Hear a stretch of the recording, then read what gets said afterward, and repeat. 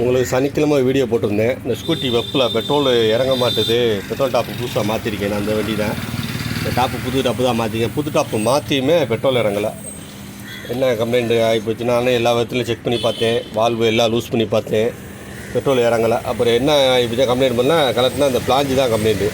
இந்த இதில் வர ஏர் டிப்பு ஹோல்ஸு அடைச்சிக்கிடுச்சு. இந்த வர ஹோல்ஸ் வருதா, இது அடைச்சிட்டா பெட்ரோல் வராது. என்ன காரணமாக இன்ஜினில் வந்து போய் டாப்பு போய் பெட்ரோல் இன்ஜின்லேருந்து ஏர் போய் தான் பெட்ரோல் டாப்லேருந்து பெட்ரோல் வெளியாகும். இந்த ஹோல்ஸ் அடைச்சனால ஏர் வெளியாகனால உங்களுக்கு வந்து இது அடைச்சி நின்றுக்கிடுச்சு 2 ஹோல்ஸு. இது புதுசு கேட்டேன், புதுசு கிடைக்கல. அப்புறம் முடிஞ்சளவு நாசியில் காட்டி டிங்கர் ஒர்க் ஷாப்பு போனேன். நாசியில் காட்டினா உள்ள கழிவுலாம் வெளியில் வந்துச்சு. வெளியில் வந்துமே இது சரியாகலை, அடப்பு இருந்துக்கிடுச்சு. அது முடிஞ்சளவு பண்ணினாங்க வெல்டிங் பட்டறையில். அதுக்கப்புறம் பண்ணல. அதுக்கப்புறம் நான் மறுபடியும் உள்ள ஆசிட்டை ஊற்றி பொங்க விட்டேன். பொங்க விட்டு கொஞ்சம் மறுபடியும் ஏறு பிடிச்சி இது பண்ணி மாற்றி ஒவ்வொன்றா செஞ்சுக்கிட்டே இருந்தேன். செய்ய வந்தேன். இது சரியாச்சு.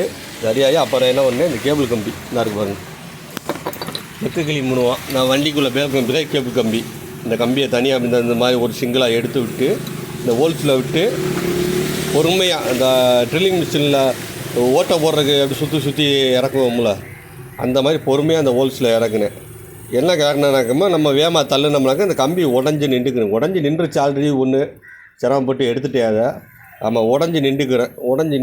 அப்போது சிரமம் இந்த இதில் தான் நின்றுச்சு. உடஞ்சி கட் பண்ணியிருக்கேன் பாருங்க, முனையில் லைட்டாக கட் பண்ணி அந்த முனையில் மட்டும் லைட்டாக ஆக்ஷன் லைட்டாக அறுத்து விட்டு அந்த நீட்டிகிட்டு இருந்த கம்பியை அப்படி கட்டிமில் பிடிச்சி இழுத்தே வந்துருச்சு. ஆமாம், பொறுமையாக செய்யணும் இந்த மாதிரி வேலை. இது கிடச்சிச்சின்னா புதுசு வாங்கி மாட்டுங்க.